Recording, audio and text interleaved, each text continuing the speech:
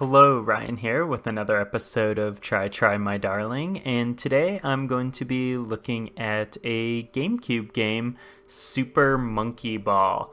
As you can see, I'm going to be playing the Japanese version here because that's the version in English copy of this game. I just own the Japanese version. But it's not a game with a ton of text or a huge story. Actually, most of the text is in English, regardless. But this was a GameCube launch game in all regions, and it was one that I was familiar with at launch, but I didn't end up actually picking it up for a while. When I got my GameCube on launch day, I had Wave Race and bought Rogue Leader, Star Wars Rogue Leader, but I did not pick this up, even though I was a huge Sega fan and everything. But then I would eventually rent the game, and that's when I kind of fell in love with it, and also kind of fell in hate with it, because something we are going to see here is that this game and this series can be extremely frustrating at times, but maybe in a good way, in a funny, mostly good way. So compared to Super Monkey Ball 2, like this is the first game in the series. It's a little bit bare bones. There's some multiplayer party game stuff. There's some mini games, billiards, bowling, and golf, which definitely don't quite measure up to the wonderful monkey target in Super Monkey Ball 2. But I'm just going to be looking at the main game, the kind of normal single player mode here, and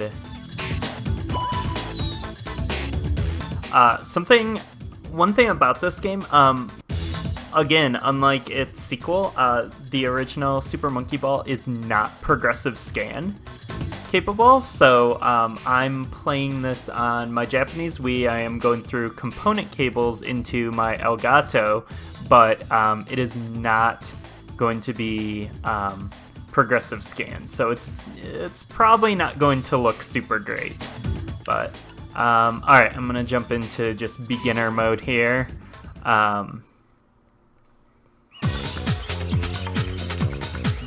Here we go. This game starts out very unassumingly easy. So, you're rolling around, you're using the GameCube analog to rotate the boards, which, and, your monkey kind of rolls accordingly. And you want to pick up bananas because you get 100 of them, gives you an extra life. But I don't tend to really go out of my way to get bananas, especially when there's, a chance I could die getting them. I don't know if there's any reward for being a completionist and getting all of them, but I definitely never have. And to be honest, I've never actually even finished this game. It's pretty easy right now, but even by the end of beginner mode, it gets pretty tricky, and I don't even think I've ever actually finished normal mode, to be honest. Yeah, these games can be pretty frustrating, but they're really charming and really, really fun, especially in short bursts. I think this is a Sega series I think would be great on the Switch. Ready? Personally, I know the series creator Toshihiro Nagoshi came out and at the that Nintendo Switch reveal event, and it was like, we're thinking about maybe making some games for the Switch, and everyone kind of said, oh, Yakuza on the Switch, and I mean, I guess that would be cool, like, those games are good, but I think, there's like a ton of those games already on, PS2, PS3, and PS4, and that's a healthy franchise. It's still getting a lot of games out for it. Like, there's just, I don't know, there's a lot of ways to play those games on modern systems, specifically in the PlayStation family. And I would rather see, if Nagoshi is going to kind of revisit any of his franchises on Switch. I mean, I guess F-Zero GX would be awesome, but I think this would be such a good fit. Just with the nature of the system.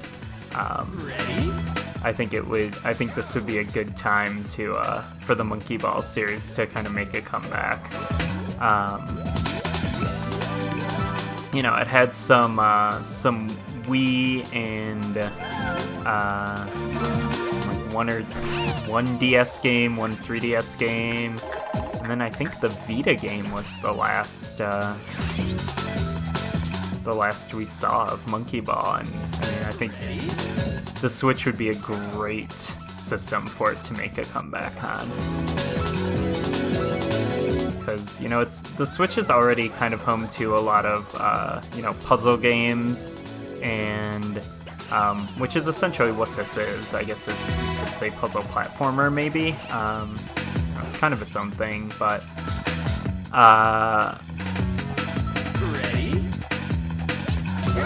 I think, with all of the mini games and stuff, and like the multiplayer aspects, I think this would be a great, just a great fit for Switch. Okay, this is where it starts getting tricky. I have to try to roll down here, not too hard, because I will bounce off and fall off. You have to kind of hit that wall and then sort of pull back. Kind of angle yourself like so.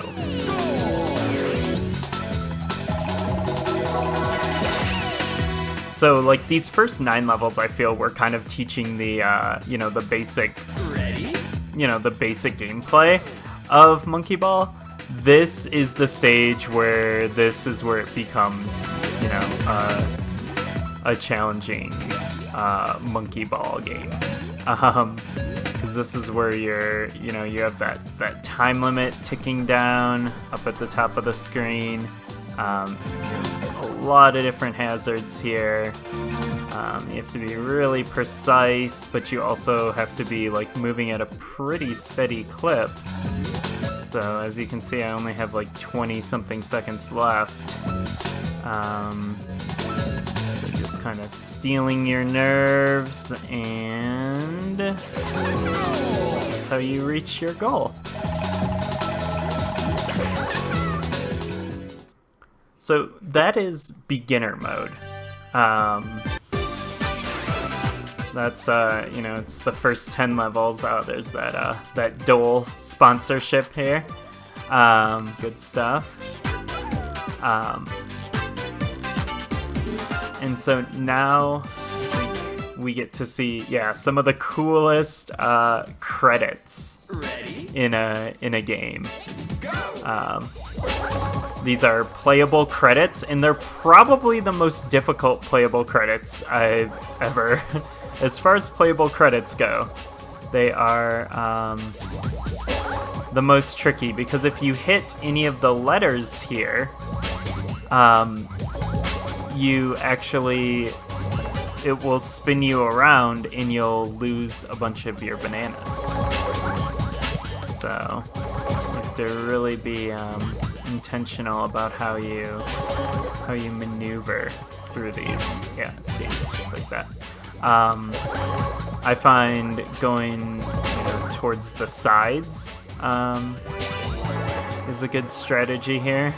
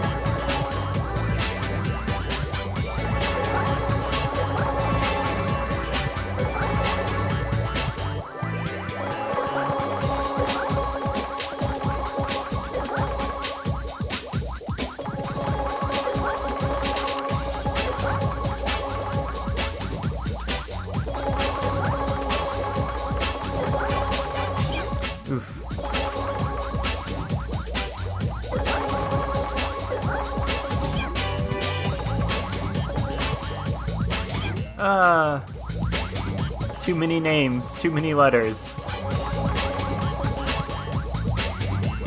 I like when people in the credits are just named like June. That makes it a little easier.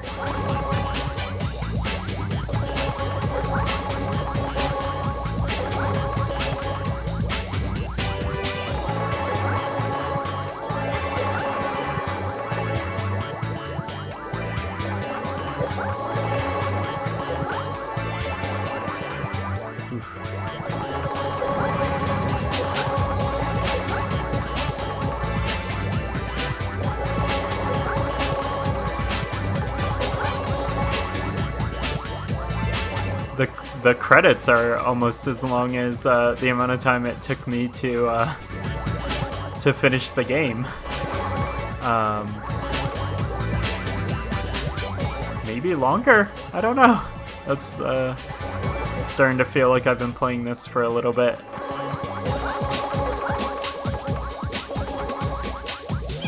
Oh, come on.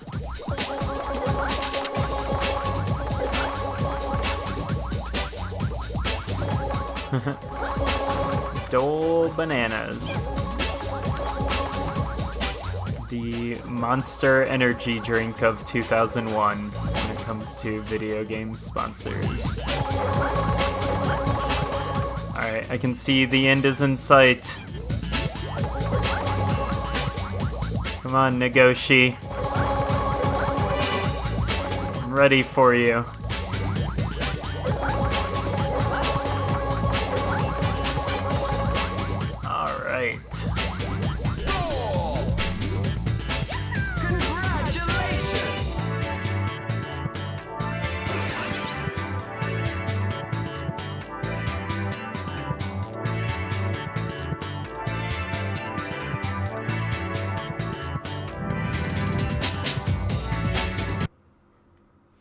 So now I get to put in my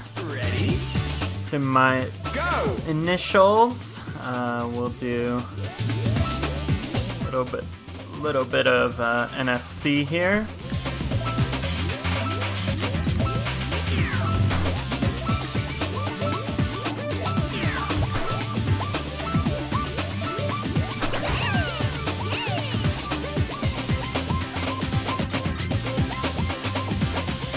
Thanks for playing.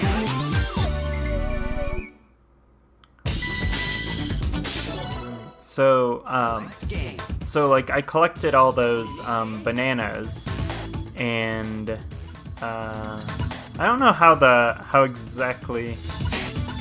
I guess it doesn't matter, the bananas I collected in the credits. I guess those don't count for much. But the bananas I collected during the game is what's going to help me, unlock these mini games. But yeah, I mean, again, I'm also going to, around the time I post this video, do a video for Super Monkey Ball 2, and I think it should be pretty apparent, if I remember correctly, how much of a superior sequel it is.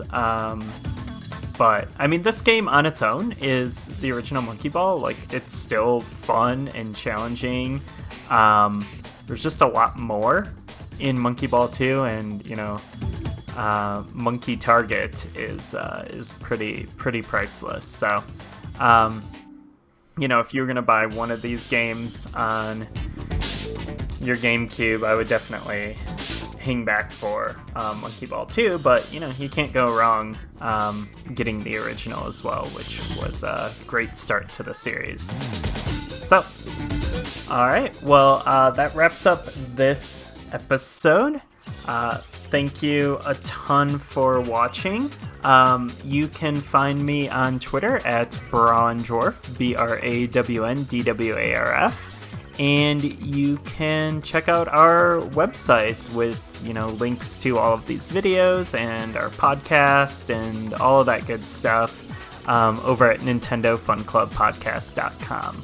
So, thank you again for tuning in, and I will catch you next time. Goodbye.